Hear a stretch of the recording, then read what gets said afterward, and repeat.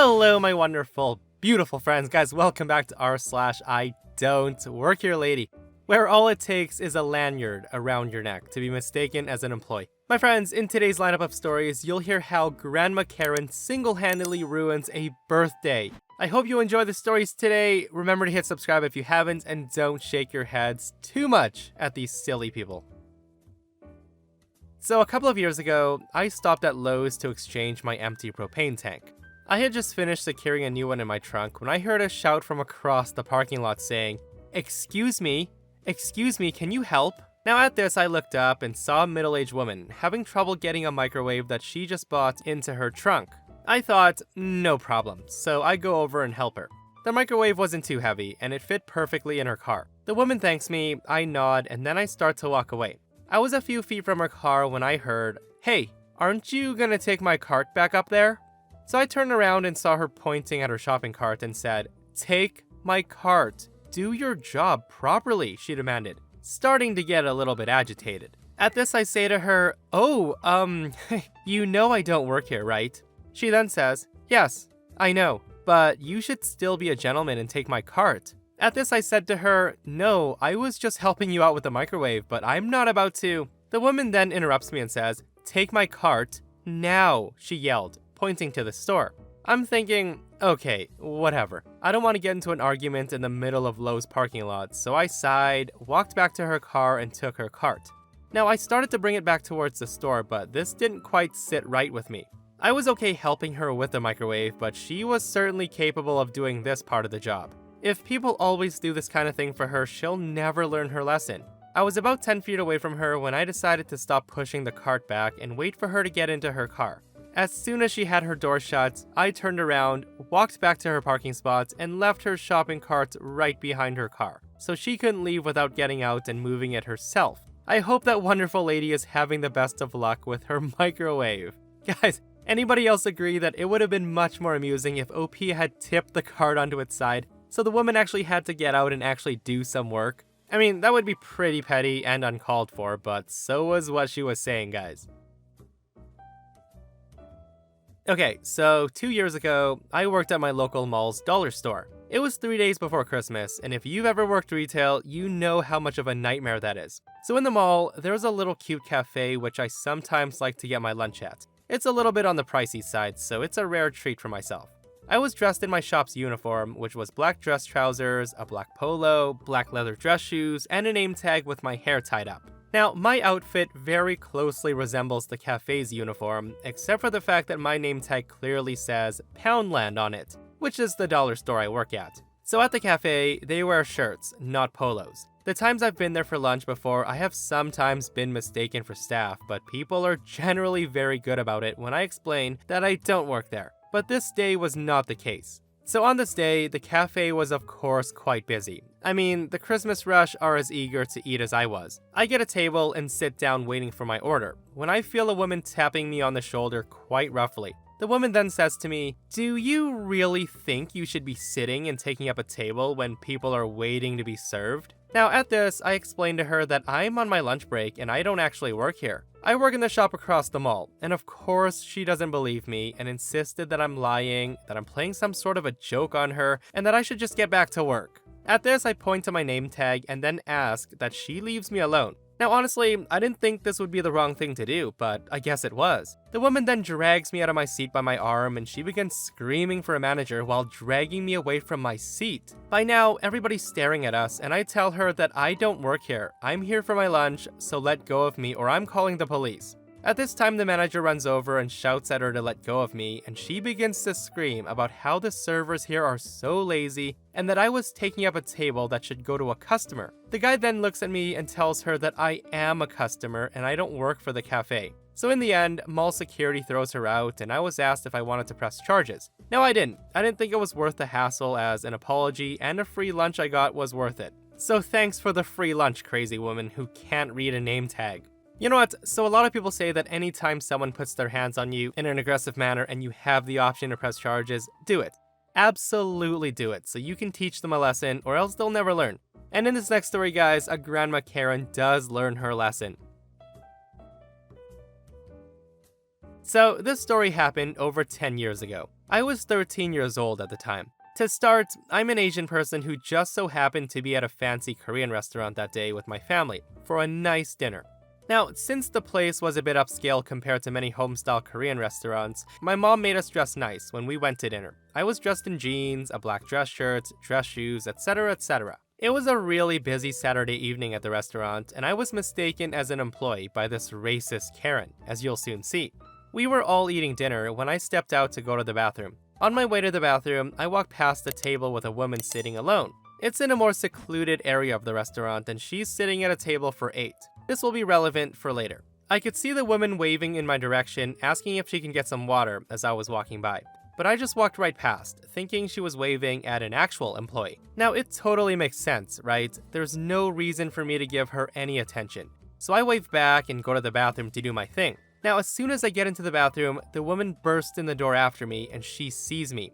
She then starts shouting at me saying, "Hey, what's your problem? I tried to wave you down." Now, I'm totally confused as I had no idea what was going on. All I know is that this woman was in the boys' bathroom. She then says to me, "Are you racist against white people or something?" Now at this, I am taken aback. I'm totally stunned as this is such a weird question to ask me, let alone a 13-year-old who did absolutely nothing.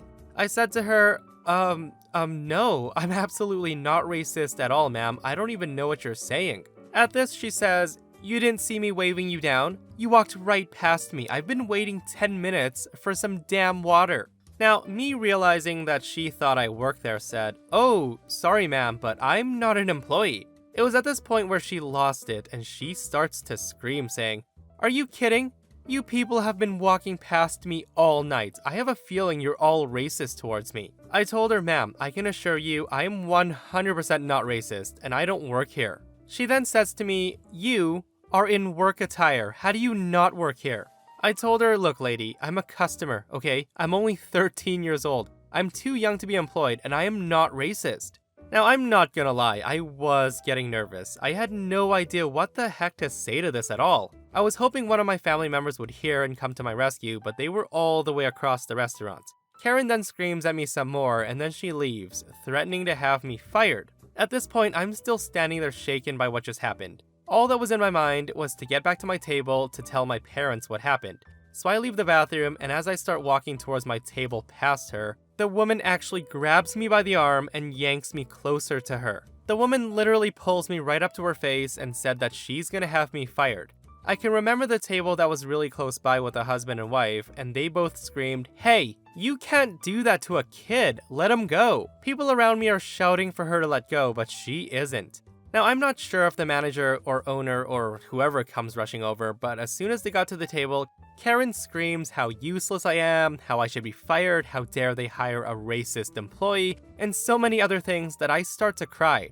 Now, of course, the manager or whatever said that I didn't work there, and at this point, my mom comes running up to see what's going on. My mom starts screaming at the woman, letting her have it. My mom screams that the police should be involved and to call them right now, and the manager was saying that she was no longer welcome at this restaurant. At this, the woman loses it. She begins to apologize, saying that she's so sorry that it happened and that she'll just go back to her table, but the manager kicks her out. And we find out why after. So the waitress tells our table that the woman was the first one to arrive out of the 8 guests for her 2-year-old granddaughter's birthday dinner. The waitress said that a mom had called to book a table of 8 to celebrate their 2-year-old's birthday. And the mom of the child even called earlier on in the week to ask for a special Korean-style cake to be made for her daughter. It's a shame that Grandma Karen had to be the first to arrive. Guys, I can't believe Grandma Karen basically ruined a 2-year-old's birthday dinner that night. Like, I couldn't imagine the parents coming to the restaurant at that time and being told that their reservations were canceled because of a crazy grandma who absolutely loses it on a customer who she thought was an employee. So I went to Aldi today on my lunch break from work. I was shopping for ingredients to make hard apple cider. I found the only apple juice that Aldi sold without preservatives, and loaded up my cart with a dozen half-gallon bottles and kept them in their cardboard boxes so they would be easier to transport. There were a few other items that I needed to pick up, so I pushed my cart through the store shopping for them. A woman noticed the boxes of apple juice in my cart and asked me where I found them. Now, I had nothing better to do, so I walked her over to the apple juice display where she thanked me. Another woman immediately comes up to me and says, "Hey, You used to have these candy apples in the store, but I can't find them. Where are they? Now I had no idea where they were, so I said, I'm sorry, I don't know, I don't work here. Her eyes narrowed and she responded, what do you mean you don't work here? I just saw you help the other person. Now, I want to say that I'm in a t-shirt and corduroy pants, and don't look at all as if I would be working at the store. I could tell that this was not going well no matter what I said, but I attempted to be polite and said, I'm sorry ma'am, she asked me where I found the apple juice, so I showed her. I don't actually work here. She says to me, what do you mean you don't work here? I told her, I don't work here, I'm a customer like you.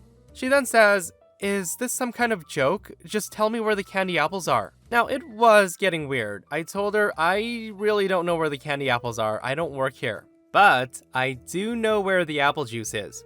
She then says, where's the candy apples? Ma'am, I'm so sorry, but I can't help you. I really don't work here. She then said to me, what's that supposed to mean?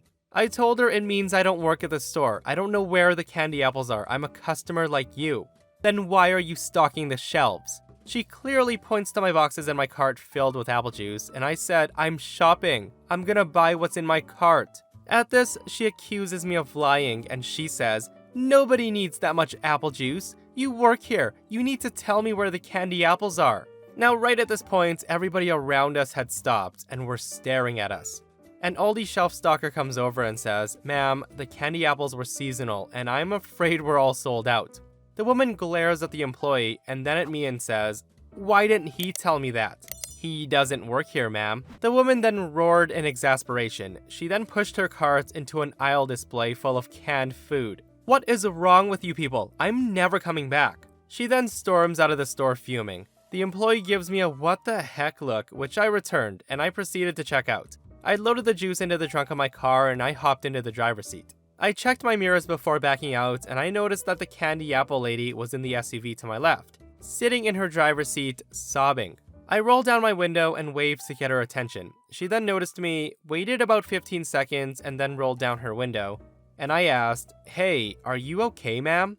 Through sobs and tears, she said, I said I would bring candy apples to my grandson's party. I asked her when the party was, and she told me tonight. I told her that I had seen kits to make candy apples over at Safeway, and if she made them now, they should be ready by the time of the party. At this, her eyes light up, and she looked at me and said, thank you. I said to her, you're welcome, and then went back to work. Poor lady, beating herself up over candy apples, guys. But what a surprise ending, though. I really didn't expect it to end like that. I really thought she was crazy, but I guess it turns out she was only having a bad day. Okay, so I've worked a lot of bad jobs in my life, but I left home at 19 years old and needed a job to pay rent while I was at university. I worked for a massive supermarket chain. Anyways, these stores are horribly managed, usually understaffed, and they don't give a crap about their workers. So the job. It wasn't a glamorous job. I cleaned apartments after they closed. Think moldy fridges and chicken ovens that had been running all day, as well as collecting shopping trolleys no matter the weather.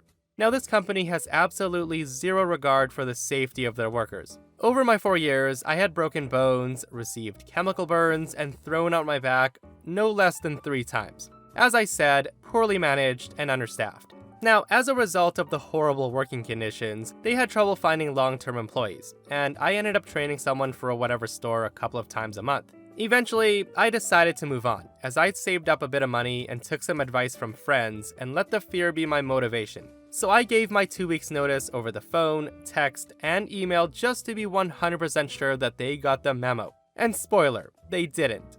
So my manager, who let's call John, was the epitome of incompetent. He would come to train me on a new way to clean chicken ovens and then complain that he was getting grease on his $500 shoes. He once came in as a support during a particularly busy period, but he wouldn't help, because he lived with his mom and she didn't like it when he came home dirty. Now, there are plenty of examples of John's stupidity, but I digress.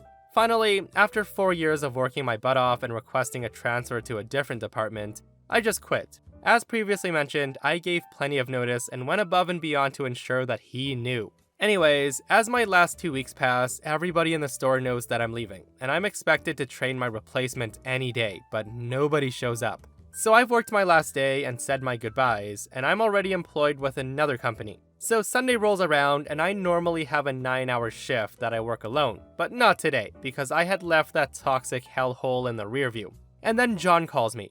He says, "Hey, so I was just wondering why you didn't show up for your shift today." I told him, "I'm sorry, John, but I don't work for you anymore." He says, "What? I thought your end date was someday a few weeks away." I told him, "Nope. Phone call, text, and email say that my last day was a few days ago." John says, "Oh, well, I told him, "Yep, sorry, bye." Click. Most satisfying moments of my life. Several months later, I got a call from another store asking if I could work a shift there. Apparently nobody got the memo that I quit. Guys, that sounds like a terrible place to work. Not only the management, but how dangerous it was. And that manager definitely needs to be fired, because if he doesn't keep track of when employees quit, like what else is he not doing? Today, I had that experience again. I don't know why it happens a lot, but somebody thought I was working where I was shopping. I was in the liquor store, pacing the aisles for a bottle of adult juice. Now, I'm not a goth person, but I do like dressing in black. My shoes, jeans, leather jacket, mask were all black.